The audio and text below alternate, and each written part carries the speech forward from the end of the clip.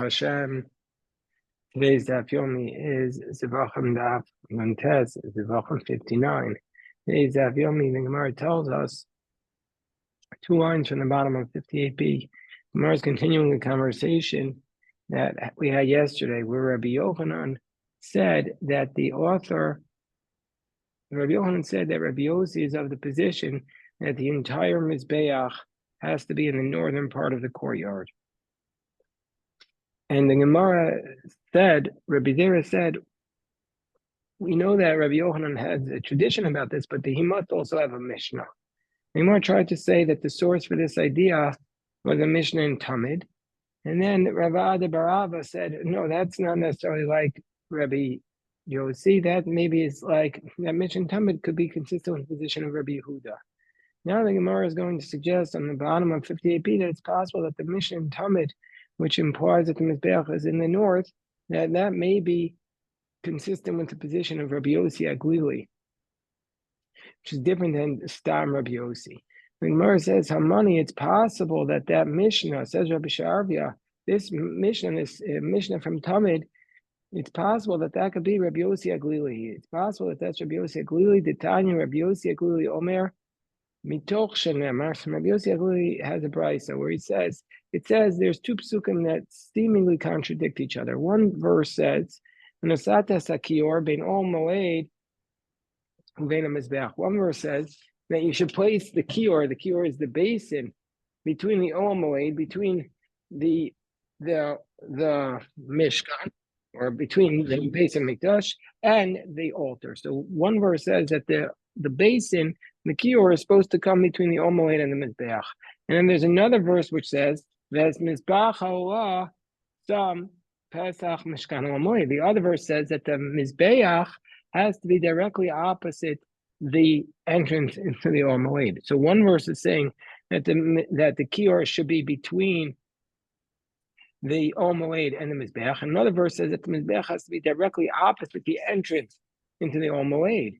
So how do we synthesize this? It says the Gemara says Rabbi Yossi Aglili on the top of Nun Testament and Aleph. Mizbeach b'Pesach HaMoed will kior Pesach HaMoed.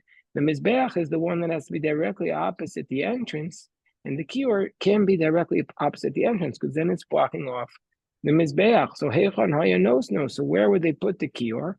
Beina Ulam wa Mizbeach. It wouldn't be opposite the entrance, but it would be between the Ulam and the altar.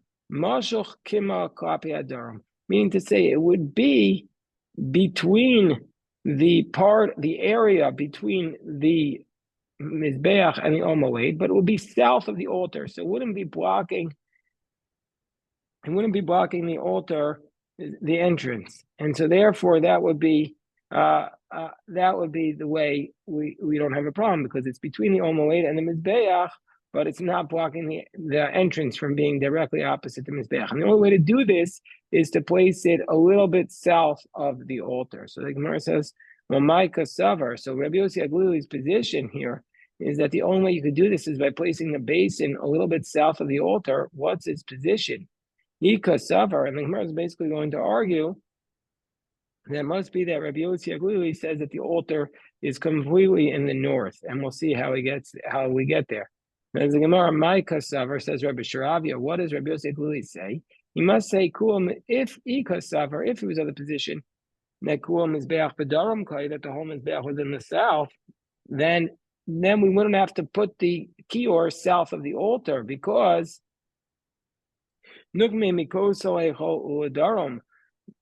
because then there is space between the wall to the sanctuary and the south.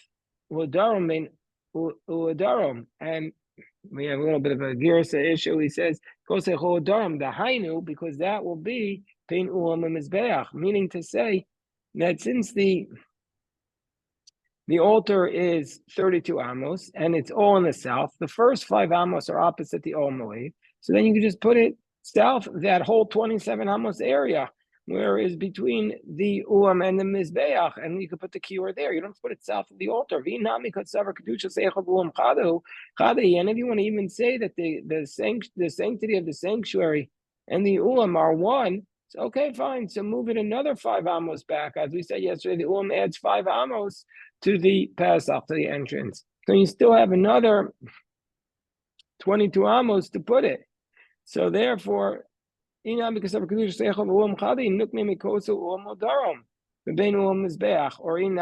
and if you, or alternative, let's say you want to say that Rabbi Yossi agrees on the position, or if you want to say he's in the position that it's half in the north and half in the south, you could still put it you could still put it a little bit south of the entrance, which you would still have 11 amos to put it, and you would basically go between the ulam and the altar. And if you want to even say that the ulam is part of the entrance, and so you have to move it beyond that, you have to move it another 5 amos. So you take it from the edge of the ulam to the south, and you still have 6 amos to put it. So therefore, it can't be that Rabbi Yossi Aglili is of the position that the altar is in the south or split between the south and the north. Ella must be that he's out of position. Mishum the Kosavar must be Rabbi Yossi Aglili is out of position. The Kuam is Be'ach B'Tzafon, that the whole altar is in the north, and therefore that's why in order to not block the altar from the Pesach, from the entrance to the Omoed, you have to move it south of the start of the altar in order to do that. So the Gemara says, but wait, we have a problem, because that's not a simple solution. Why don't you just put it on basically to the north of the altar, so it's not blocking the Pesach? So put it after the Pesach. Just move it 5 amos and then put it there. So the Gemara says, no, no, because that would be between the ulam and the altar. It would still be a problem. The Gemara says, okay, but okay, so move it up 10 amos and put it past the ulam to the tzafon. But put it there. So the Gemara says, Amarkra, no. We said, why don't we put it in front of the ulam to the north, which is still between, basically, from north of the ulam to the altar? The Gemara says, no, the problem with that would be, that Gemara says the bein ulam is back. The Gemara says, Amakra tzafona sheyat tzafon panoi mikelim. No, the word tzafona is broken down from the word pana, means to say that the north has to be free of utensils. So therefore, Rabbi Yossi Aglili is in the position that the northern part of the courtyard cannot have the altar. Excuse me, the northern part of the courtyard is entirely placed for the altar, but it cannot have the kior at all, because you can't have any utensils in the kior, and that's why you have to put it a little bit south. So he could possibly be the author of the Mishnah in Tamid. So the Gemara says, "Man tanan de palgalei de Rabbi Yossi Aglili." Well, who argues? So the Gemara says, this is the position of Rabbi Elazar ben Yaakov. He did Tanya, Rabbi Elazar ben Yaakov Omer tzafona sheyitzafon panoi miklum v'afil min hamizbeach. Rabbi Elazar ben Yaakov is at a position that the north has to be free of all utensils, even from the altar. So according to Rabbi Elazar ben Yaakov, the nothing was in the north; it was an empty space. So Gemara says, Amarav. So now we have Mizbeach shenifgam. Let's say you have an altar that became damaged. One of the stones on it got a nick. Then kol hakachem shenishchatu sham. And if we have an animal that was slaughtered while the altar was damaged, psuin, it's disqualified. Meaning to say, in order for the shlita of the animal, the slaughter of the animal to be okay, the altar must be in working condition. And says, Rabbi Mikra Yabi Adenu ve'ushachanuha.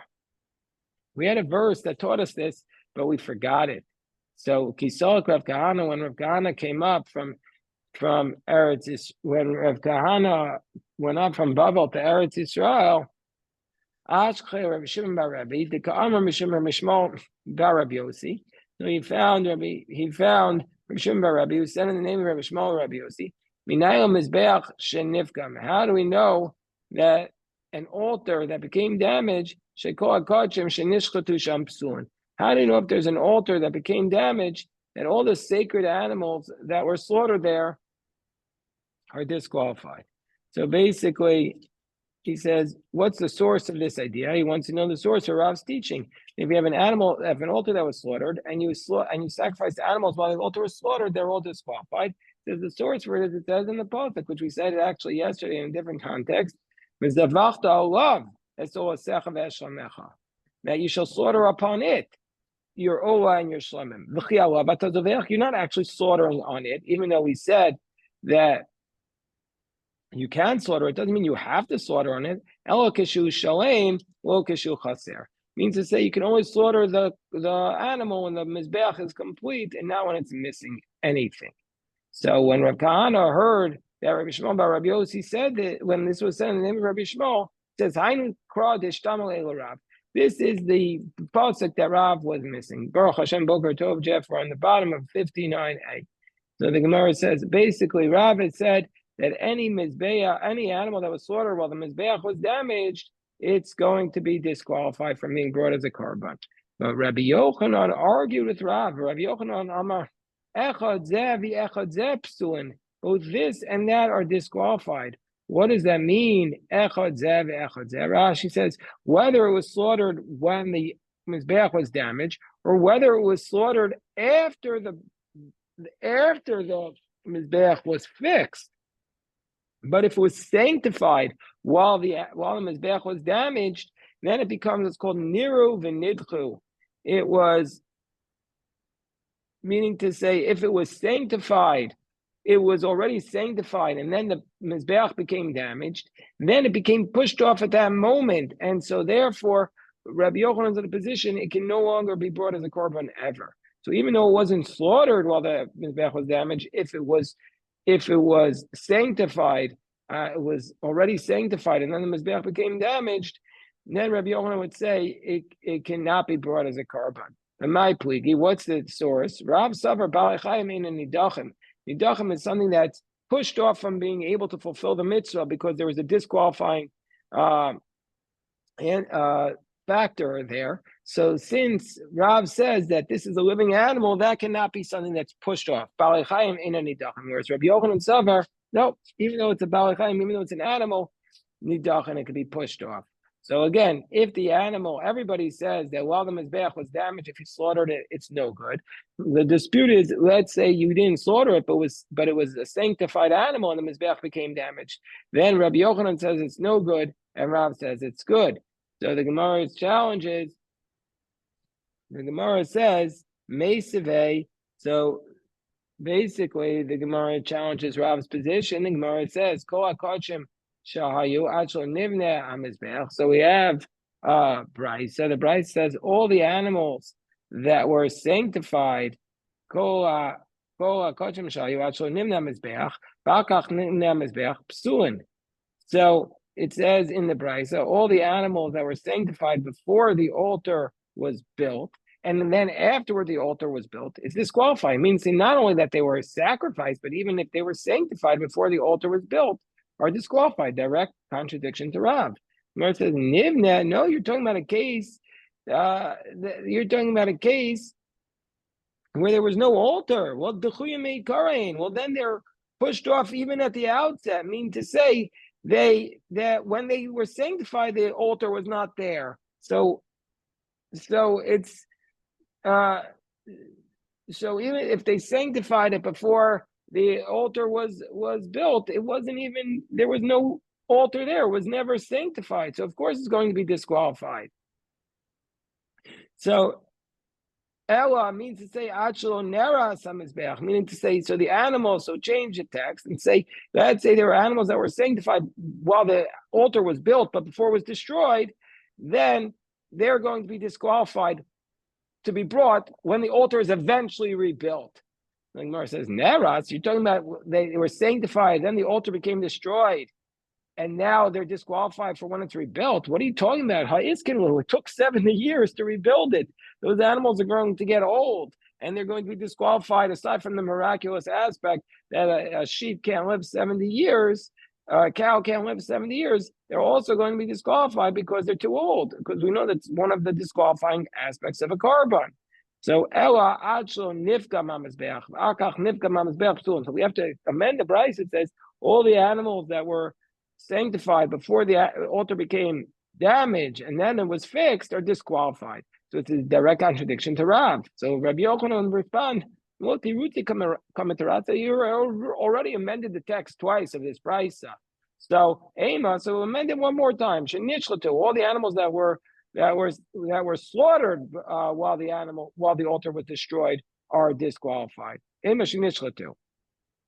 So the Gemara says, well, 1 second, we have a different contradiction to Rav. Again, Rav is saying that if it was sanctified while the animal was, sanctified while the altar was damaged, it's going to be kosher. But if it was slaughtered while the altar was damaged, then it's disqualified. So the Gemara says we have a different challenge to Rav. Yeah, it is.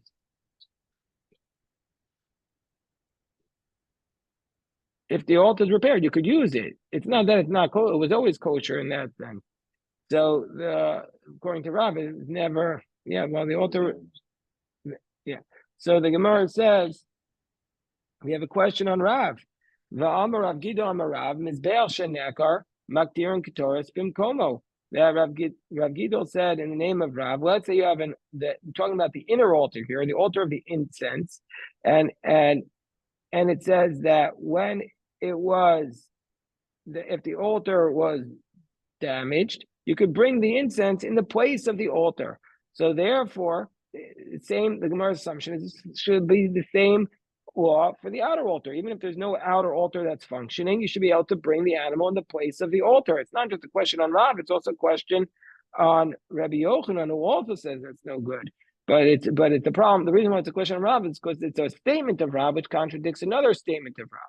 So the Gemara says no. Could the Amar Rav, like Rava says, Moda Haya Rabbi Yehuda b'damim. Rabbi Yehuda would admit, and we'll see where he admits this. In the case of blood, that it's no good. So Achinami Moda Rav b'damim. Rav would admit that in the case of the sprinkling of the blood, it's no good. It means say the incense you could bring in the place of the altar, even without the altar, but the blood you can't bring.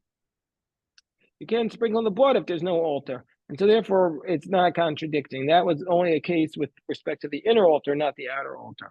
So where does Rabbi Yehuda, quote unquote, admit this law with respect to blood? My Rabbi Yehuda, where does Rabbi Yehuda state this? The Tanya, it says that there's a price that says, Bayomahu Kiddush HaMelech Tocha Chatzer. On that day, what day is that? The day that Solomon dedicated the altar. He sanctified the whole courtyard, meaning to say that there were too many animals to be brought on the Mizbeach, so he sanctified the whole altar, and he brought the animals on the floor of the courtyard. He sanctified the floor. Mizbeach, because the altar, Hanachoshes, Asher Lefnei Hashem, because the copper altar that was before God, that Moses made, was Katan, because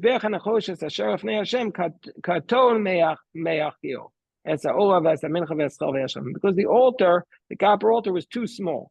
So Shlomo had to sanctify the courtyard of the floor. Dvarim Kiltavan. And Divrei Rabbi Yehuda. Rabbi Yehuda says this is literally, he had to sanctify the entire floor for the altar to bring all those animals because there was too many olos and shlomim to bring on the Mizbeach. And the Gemara is going to say how Rabbi Yehuda understands that. And Amarlo Rabbi Yossi says, V'halo, it says about the altar that Moshe made, which was in the wilderness. And then it went after that to Nov and Givon. About that altar, it says, or on top of 59b, V'lo kvar nemer, elef olos, Yahweh Shlomo al Mizbeachahu, that Shlomo was able to bring on that copper altar that Moshe made 1,000 animals. The ilu bebeis olamim, and about the mizbeach of the Beis Hamikdash that he built, who it says, Vayizbach Shlomo et Zevach HaShlomim, Vayizbach Shlomo et Zevach HaShlomim, or Zevach Asher Zevach Hashem, Bakar Usrim Ushnayim Elef. That, and if you read the whole pasuk, it says explicitly that Shlomo brought on the altar that he made 142. Meaning to say, on the day of on the dedication of the temple, he brought 142,000 animals. So on the altar that Moshe made, he brought 1,000, but on the day that the Beis Hamikdash was built, he brought 142,000. And kishatam nagil cheshbon olos minyan amos, and when you count uh,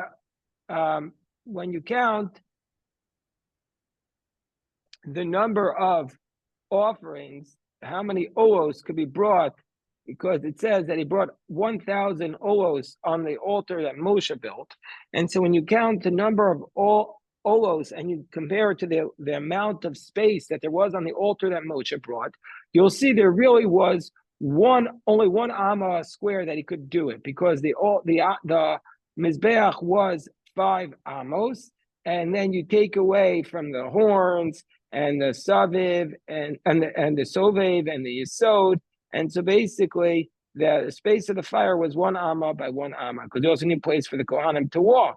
And so therefore you see zeh gadol mizeh, that the altar that Shlomo built was way bigger, and he could have easily, if you do the math, he could have easily have brought 400,000 offerings on that day. So he didn't need, according to Rabbi Yossi, didn't need to sanctify the floor. What does it say that the altar of Moshe was too small? That's what we call a nice way of speaking. He's saying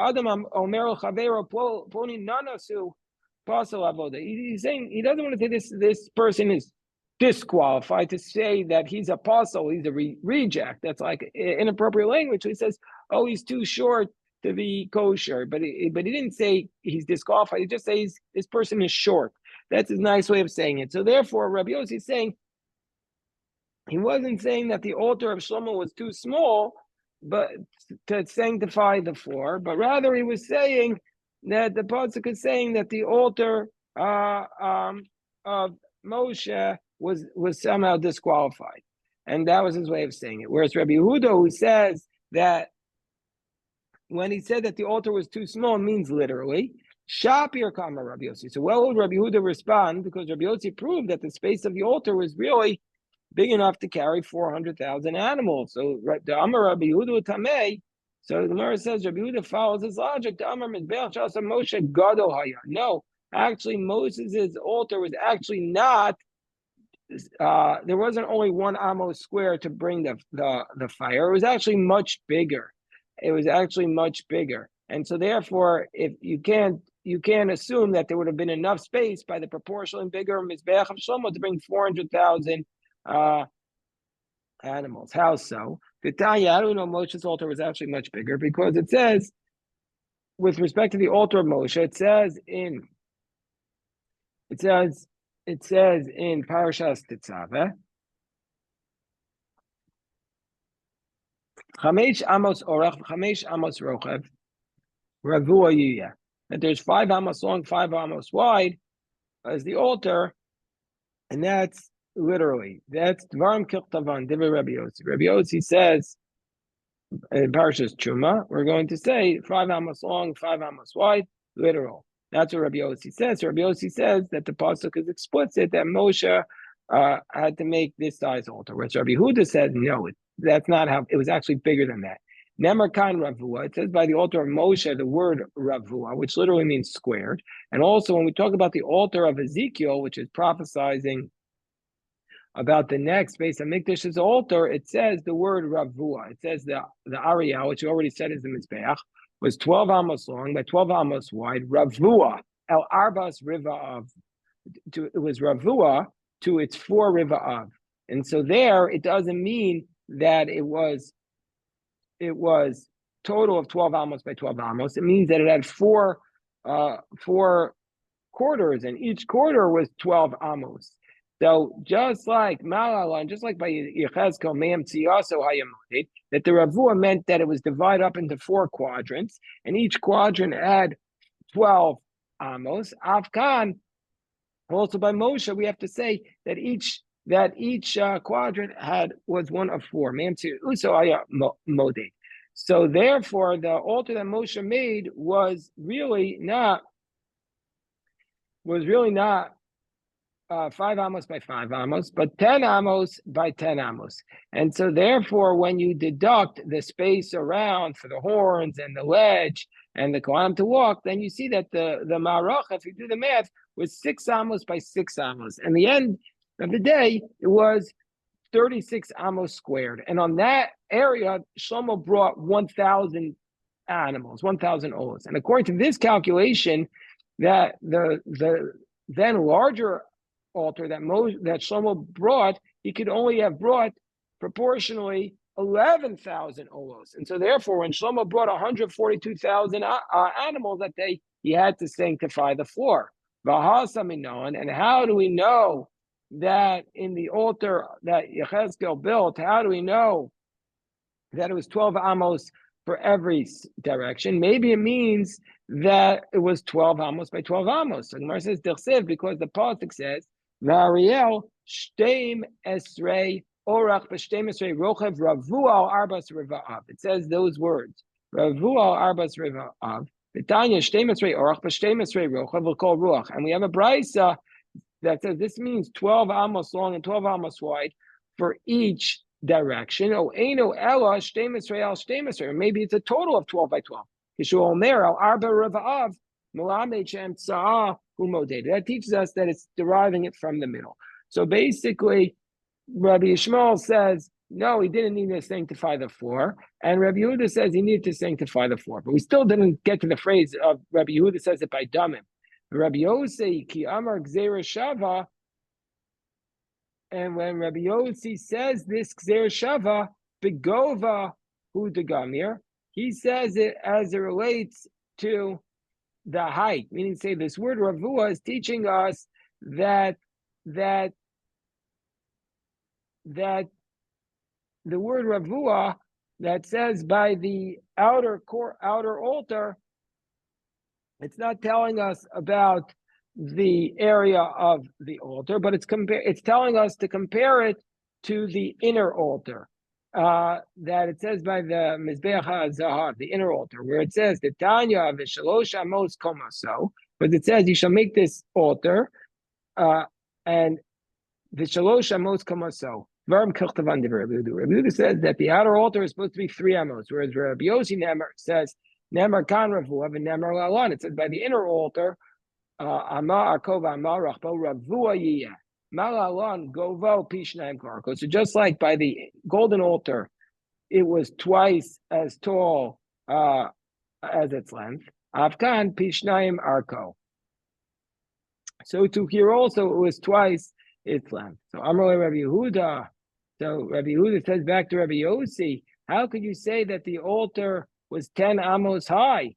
But didn't we say Vesachatzer mea ama v'koma chamesh amos? Didn't we say about the courtyard of the Mishkan, the courtyard is 100 amos, and its height was 5 amos? Means to say that the height of the courtyard was only 5 amos, and according to you, the altar was way higher. It was 10 amos.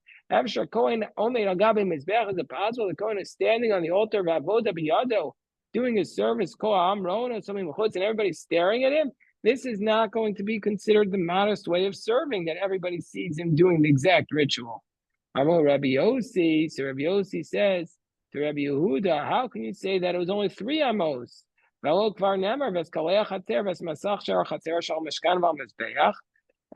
there it compares the altar to Mishkan, that both of them were surrounded by curtains. Ma Mishkan Esra Amos, Av Mizbeach Esra Amos, that the altar itself was 10 amos. Ve'omer Kuayim Chamesh Esrei, and we have the curtains are 5. Ama Ela Katev, meaning to say that near the entrance, the curtains were 15 amos, and so to the rest of the courtyard. So if that's the case, Matam Omer Chamesh Amos, what does it mean when it says the height of the curtains of the courtyard were 5 amos? Misvas Mizbeach Mala. From the edge of the altar and up, they were another 5 amos. And so therefore, the curtains were 15 amos. So what does it mean when it says V'shalosh amos koma? So what does it mean that when it says that the altar was 3 amos high, if it was 10 amos? Mitzvah sovev u'mala. So that only means from the edge of the altar and above was 3 amos. So the Gemara says, Rabbi Yehuda, whereas Rabbi Yehuda says, so the Rabbi Yehuda says, Gzeira Shava berachbahu degama. Rabbi Yehuda, who says that it was not that tall, he says the Gzeira Shava is only to teach us that berachbahu degama, meaning to say with respect to the dimensions of the altar, not the height, the width. that we compare to the courtyard of Ezekiel. So according to it says, "Oh, Rabbi Yehuda, Chazi Kohen." According to Rabbi Yehuda, you're going to be able to see the Kohen while he's doing the service because the curtains are only 2 amos higher, and a person is basically 3 amos tall, and so you'll see him. Gemara says that Rabbi Yehuda would say, "Nihid the Kohen mischazi," but avoda the biyada will mischazi. That the Kohen was seen, but the service in his hands was not seen, so it was still modest. But just going back to 1 second, why does the Gemara bring all this price to begin with? Because Rabbi Yehuda says that the altar, that the floor was sanctified with damim, meaning to say that they were, that Rabbi Yehuda would admit that bedamim, that it was sanctified to be the sacrifices, but they still had to bring the blood on the altar itself. So that takes us to this point of the Gemara. The Gemara still has some more to finish on tomorrow's daf about this dispute between Rabbi Yehuda and Rabbi Yossi, but that'll be for tomorrow. Yashikov to everybody.